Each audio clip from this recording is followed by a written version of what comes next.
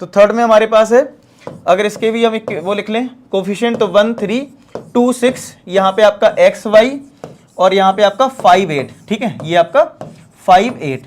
तो ये आपका ए, ये आपका कैपिटल एक्स और ये आपका बी। तो एक्स जो है वो आपका बन जाएगा ए इनवर्स बी। क्या बन जाएगा? एक्स बन जाएगा ए इनवर्स बी। हमें हालांकि ए इनवर्स अभी काम नहीं है, हमें ए से काम है। तो ए हमारा है 1 2 3 6। तो अगर इसका मैं डिटरमिनेंट निकालूं तो 6 - 6, यहां पे 0 आ गया भाई, यहां पे 0 आ गया है।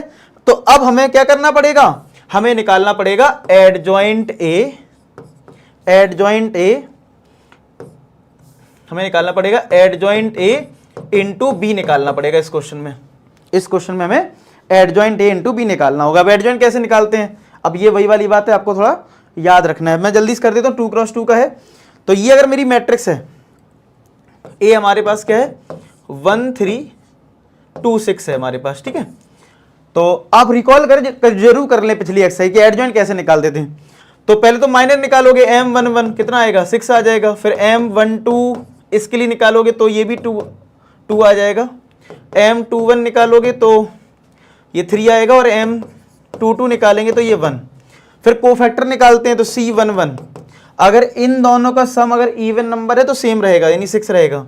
C12, अगर इन दोनों का सम अगर ऑड नंबर है तो ये -2 हो जाएगा। C21, ये भी ऑड है तो ये -3। C22 ये 1। तो एडजॉइंट ए कैसे निकलेगा? एडजॉइंट ए निकलेगा जो भी ये कोफैक्टर्स हैं, यानी कि 6 -2, ये -3 और ये 1, इसका ट्रांसपोज से। तो ये आ गया 6 - 2 -3 1, ठीक है, ये एडजॉइंट आ गया। अच्छा जी, एडजॉइंट आने के बाद हमें क्या करना है? एडजॉइंट ए का बी में मल्टीप्लाई करना है। तो इसको तो हटा देते हैं, ये तो आप नोट कर लीजिए जल्दी से, ठीक है।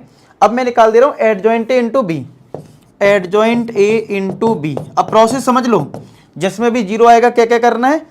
पहले तो डिटरमिनेंट 0 आ गया तो एडजॉइंट ए निकालो, फिर बी के साथ मल्टीप्लाई। तो एडजॉइंट ए मेरा आया है एडजॉइंट ए आया है 6 -3 -2 1। और बी क्या है? बी हमारा ये राइट साइड में जो मैट्रिक्स है ना 5 8 इधर। तो करते जरा मल्टीप्लाई, 6 का मल्टीप्लाई 5 में, 6 5 जा 30, ये आप इसके में करेंगे 24, और ये माइनस का 10 और ये प्लस का 8, तो कितना आ जाएगा? ये 6 और माइनस का 2 आ जाएगा। ये क्या नल मैट्रिक्स है? नहीं है, ये नल मैट्रिक्स के बराबर नहीं है।